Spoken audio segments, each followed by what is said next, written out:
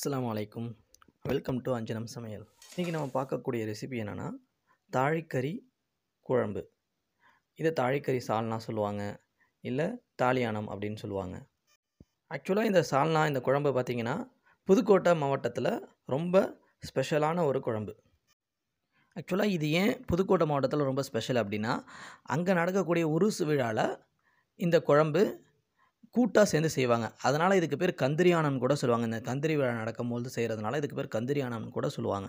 So மற்ற details எல்லாத்தையுமே வீடியோவில் இடையில உங்களுக்கு சொல்கிறேன். வாங்க நம்ம ஃபஸ்ட்டு வீடியோக்குள்ளே போயிடலாம்.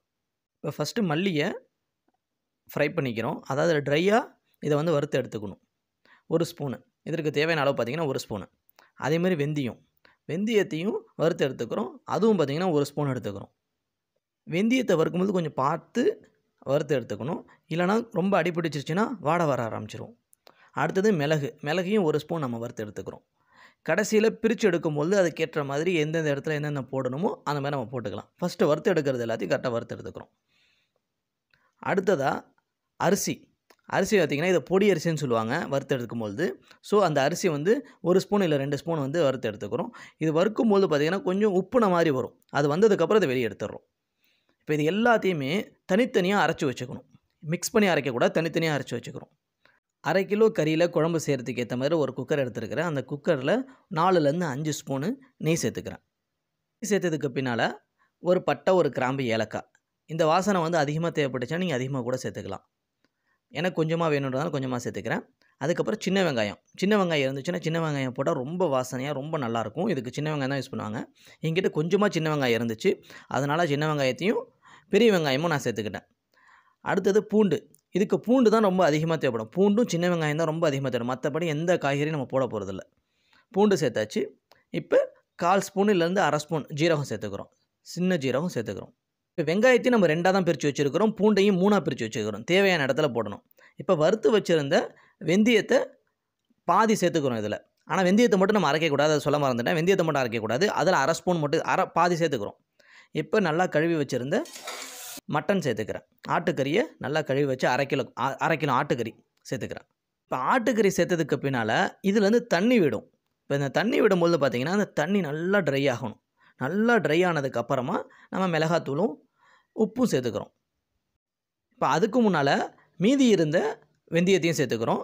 அதுக்கப்புறம் பாதி வெங்காயத்தை எடுத்து வச்சுருந்தோம், அதை சேர்த்துக்கிறோம். 3ல் 1 பகுதி, ஃபஸ்ட்டு பகுதி வந்து பூண்டு சேர்த்தாச்சு. இப்போ 2வது பகுதி பூண்டையும் இப்போ சேர்த்துட்றோம்.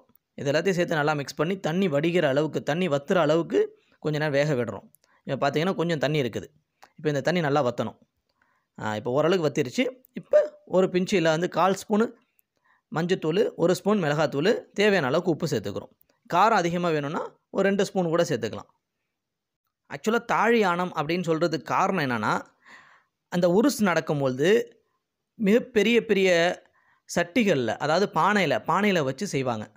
அந்த பானையில் வச்சு செய்கிறதுனால தான் அதுக்கு பேர் தாழி ஆனம், தாழி சால்னா, இல்லை தாழி குழம்பு, இந்த மாதிரி சொல்லலாம். இப்போ தேவையான அளவுக்கு தண்ணி ஊற்றிக்கிறோம். கந்திரி விழாவில், இந்த உருசு விழாலாம் பார்த்திங்கன்னா காசு கொடுத்து இந்த குழம்புக்காக ஆல்ரெடி புக் பண்ணி வச்சுருப்பாங்க. இந்த மாதிரி ஒவ்வொரு வீட்டுக்கு ஒரு தூக்கு, ஒரு கூறு இந்த மாதிரி கொடுப்பாங்க. இந்த மாதிரி நீங்கள் குழம்பு செஞ்சு பாருங்கள், கண்டிப்பாக ரொம்ப பிடிக்கும். ஏன்னா இந்த மாதிரி குழம்பு பார்த்திங்கன்னா இந்த மாதிரி விழாக்களில் தான் கிடைக்கும். தனியாக வீட்டில் யாரும் செய்ய மாட்டாங்க. முஸ்லீம் வீடுகளில் செய்வாங்க, மற்றபடி வேறு யாரும் செய்ய மாட்டாங்க. அதனால் இதை நீங்கள் செஞ்சு பாருங்கள், கண்டிப்பாக ரொம்ப பிடிக்கும். அரைச்சி வச்சுருந்த மல்லித்தூள், அதுக்கப்புறம் மிளகு, அதுக்கப்புறம் அரிசி. இப்போ இந்த மல்லித்தூளில் நம்ம ஆல்ரெடி ஒரு பகுதி பூண்டு எடுத்து வச்சுருந்தோம், அதை வந்து பிரட்டி வச்சிடுறோம். அடுத்ததாக வறுத்து அரைச்சி வச்சுருந்த பொடி அரிசி, அது 1 ஸ்பூனு. அரிசி மாவு, பச்சரிசி மாவு 1 ஸ்பூனு. இப்போ மிளகுத்தூள், அதான் மிளகு அரைச்சி வச்சுருக்கிறோம், வறுத்து அரைச்சது, அது 1 ஸ்பூனு. இது எல்லாத்தையும் நல்லா மிக்ஸ் பண்ணிவிட்டு தண்ணி, அதாவது கெட்டியாக இல்லாமல் கட்டி பிடிக்காமல் நல்லா கிண்டி விட்டுறோம்.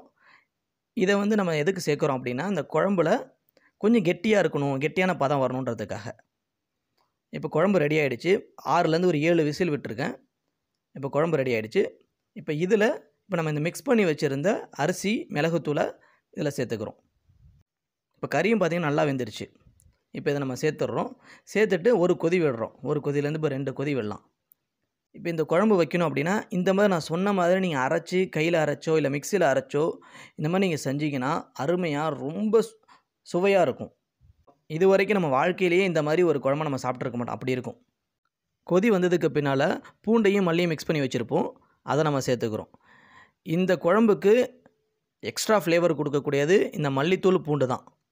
இது போடும்போது நம்ம அடுப்பு ஆனில் வச்சுருக்கக்கூடாது, அதை போட்டுட்டு டக்குன்னு மூடி விட்டுறணும்.